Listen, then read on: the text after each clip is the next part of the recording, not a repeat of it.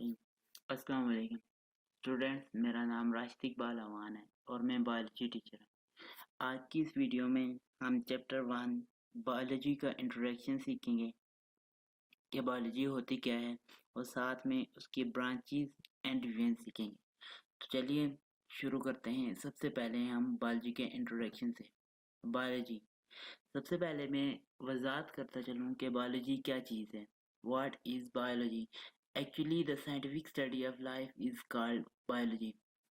अगर हम जिंदगी की साइंस के लिहाज से स्टडी करेंगे तो उसे हम बायोलॉजी कहेंगे। सिर्फ जिंदगी की बात हो रही है यहाँ पे। बेसिकली हम बहुत सी चीज़ों की साइंटिफिक स्टडी करते हैं जिसमें केमिस्ट्री है, फिजिक्स है, मैथमेटिक्स है, लेकिन वो और साइंटिफिक स्टडी ऑफ मैथमेटिक्स होगी। Actually scientific study of life, जब हम लाइफ का वर्ड इस्तेमाल करके किसी भी चीज़ की साइंटिफिक स्टडी करेंगे तो उसको हम बायोलॉजी में लेके आएंगे। जैसे कि इंसानों की स्टडी हो गई, पौधों की हो गई, कैट्स की हो गई, मतलब ये एनिमल्स में आते हैं। इनकी जब हम साइंटिफिक स्टडी करेंगे तो ये सब के सब बायोलॉजी में आ जाएंगी।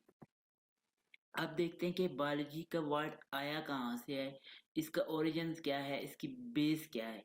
तो बायोलॉजी दो वर्ड्स से कंपोज हुआ है जो कि ग्रीक ज़बान के, एक बायो और दूसरा लॉजी। ये दोनों ग्रीक के हैं, जैसे कि बायो बायोस और logy logos. BIOS mean life and logos mean thoughts and reasoning, मतलब ह्यूमन कैसे किसी चीज के बारे में सोचता है, ये सब बायोलॉजी में पढ़ा जाता है। नेक्स्ट, अब हम बायोलॉजी को जान तो चुके हैं, बायोलॉजी की जुबान का लफ्ज़ है, इसका मतलब क्या है और इसमें किसकी स्टडी की जाती है। अब हम इसकी जरा आते हैं इनकी डिवीजन्स की तरफ। तो बेसिकली बायोलॉजी की तीन मेन डिवीजन्स हैं जिनमें ज़ूलॉजी है, बॉटनी है एंड माइक्रोबायोलॉजी है। तो चलें वन बाय वन इन सबको स्टडी करते हैं। सबसे पहले एक्सप्लेनेशन ऑफ डिवीजन्स की मैं एक्सप्लेनेशंस करता चलूँ। जो फर्स्ट हमारी डिवीजन्स थी वो थी ज़ूलॉजी, ज़ूलॉजी यानी कि स्टडी ऑफ एनिमल्स। नेक्स्ट हमारे ज़ू का मतलब एनिमल्स और लॉजी स्टडी थॉट रीजनिंग, वही जो हम पहले पढ़ चुके हैं कि लॉजी का क्या मतलब है।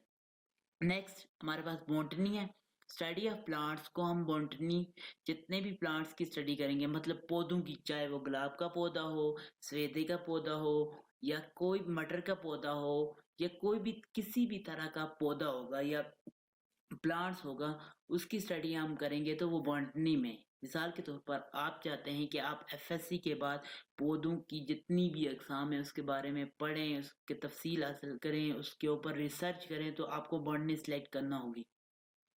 नेक्स्ट हमारे पास है माइक्रो बायोलॉजी। ये भी दो अल्फाज से कंपोज हुआ है। माइक्रो मीन स्मॉल, इसका एक और भी होता है जिसको हम मैक्रो कहते हैं, मतलब लार्ज। और बायोलॉजी लाइफ ऑर्गेनिज्म, मतलब इन दोनों को मिला के study of small life is called microbiology. Small things की जब हम स्टडी करते हैं तो ये माइक्रोबायोलॉजी में होता है। जैसे कि बैक्टीरिया वगैरह, वायरसेस वगैरह को जब हम स्टडी करते हैं तो ये किस में करते हैं हम? माइक्रोबायोलॉजी में। ये मेन डिवीजन्स तीन ही हैं, ज़ूलॉजी, बॉटनी, माइक्रोबायोलॉजी। ये नेक्स्ट, अब हम देखते हैं बायोलॉजी के ब्रांचेस के बारे में। बेसिकली बायोलॉजी की 16 ब्रांचेस है जो कि इन्हीं तीन मेन डिवीजन से ली गई हैं। ब्रांचेस और डिवीजन दो अलग अलग चीजें हैं। जो जानदारों के तीन बड़े ग्रुप्स की वजह से जो तकसीम किया गया है वो क्या है? डिवीजन्स हैं। लेकिन ये ब्रांचेस हैं किसकी? उन्हीं तीन डिवीजन्स की, जानदारों की तीन अकसाम की वजह से। जैसे कि ज़ूलॉजी एक हमारे पास डिवीजन थी, बॉटनी थी, माइक्रोबायोलॉजी थी। तो चलें हम वन बाय वन इन तीनों को, इन 16 की 16 को डिस्कस करते हैं। सबसे पहले नंबर पर हमारे पास है morphology, study of form and structures of living organism. मतलब कि जब भी हम किसी भी लिविंग ऑर्गेनिज्म की उसकी फॉर्म एंड स्ट्रक्चर्स को स्टडी करेंगे तो हम किस में करेंगे? मॉर्फोलॉजी में।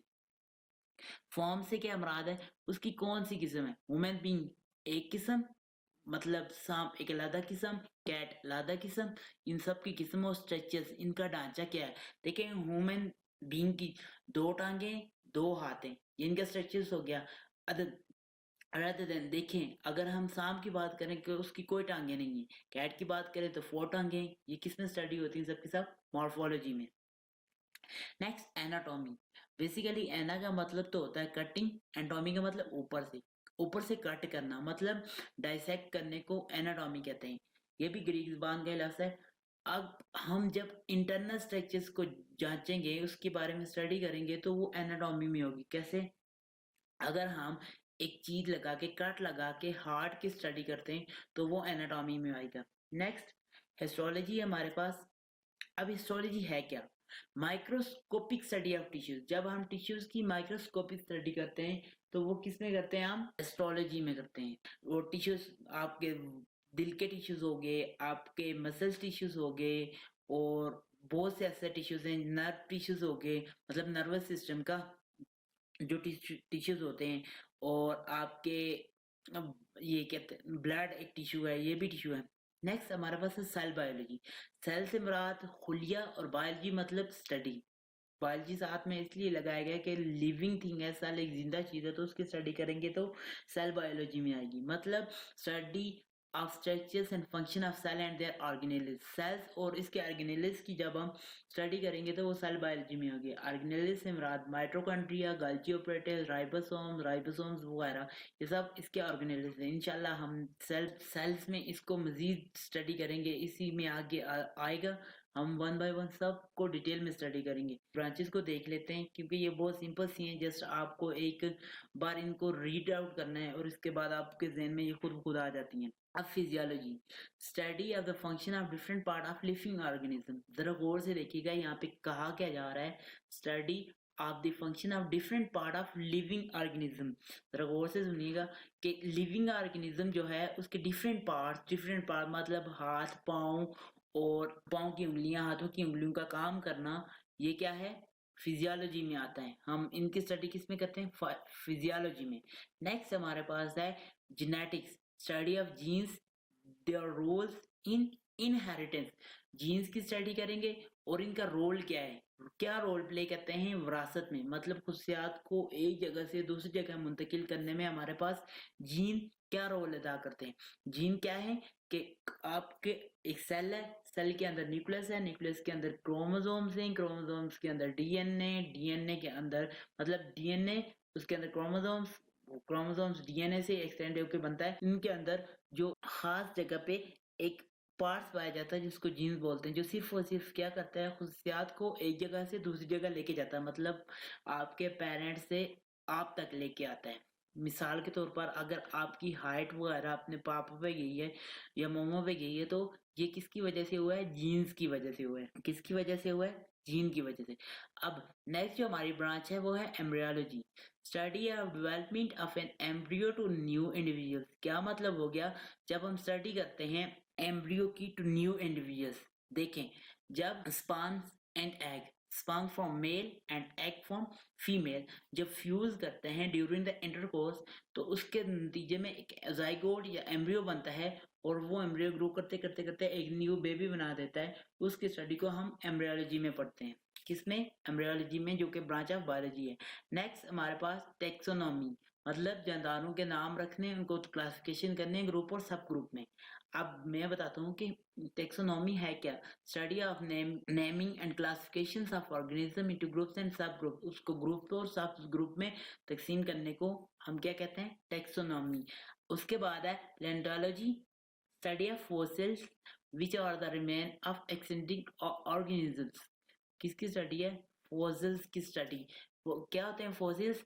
ये होते हैं जब भी कोई जानदार मरता है, मतलब काफी साल पहले, जो हमारे जमीन पर अब तेल है, गैस है, ऑयल है, ये सब की सब चीजें किसकी हैं? ये फॉसिल्स की वजह से बाकियात, मतलब एंशियंट चीजों की जो मर चुके हैं काफी अर्सा पहले, उनकी स्टडी को हम क्या कहते हैं? प्लेंटोलॉजी। अब नेक्स्ट कौन सी ब्रांच है हमारे पास?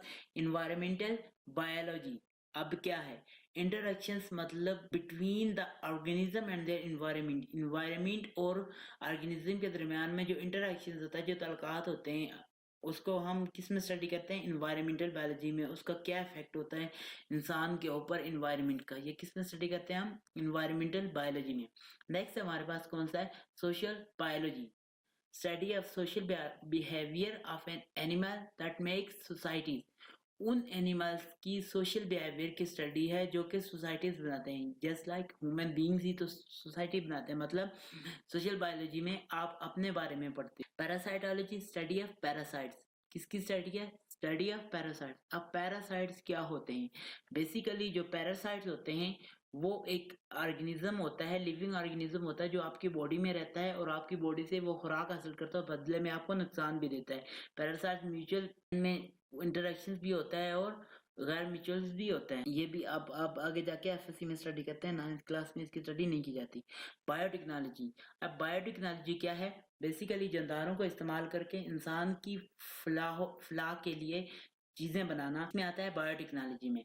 Deal with the practical application of living organism to make substance for the welfare of mankind, इंसान की खिदमत के लिए जानदारों को इस्तेमाल करके उसकी चीजें बनाना किसमें आता है?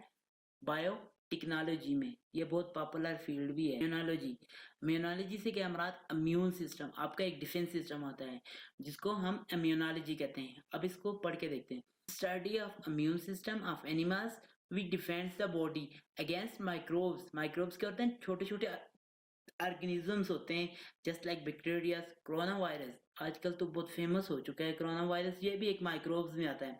अब देखें जी, आपका इम्यून सिस्टम करता क्या है? जैसे ही आपके अंदर कोई माइक्रोब्स गया, मतलब ये आपके अंदर कोई पैरासाइट्स चला जाता है, तो आपका इम्यून सिस्टम फौरन से एक्टिव हो जाता है। ये वाइट ब्लड सेल्स में होता है, फौरन से एक्टिव हो जाता है और जो आपके अंदर माइक्रोब्स क्या उसको मारने की पूरी तैयारी में होता है। मतलब उसके ऊपर एंटीबॉडीज बना के उसके ऊपर हमला कर देता है।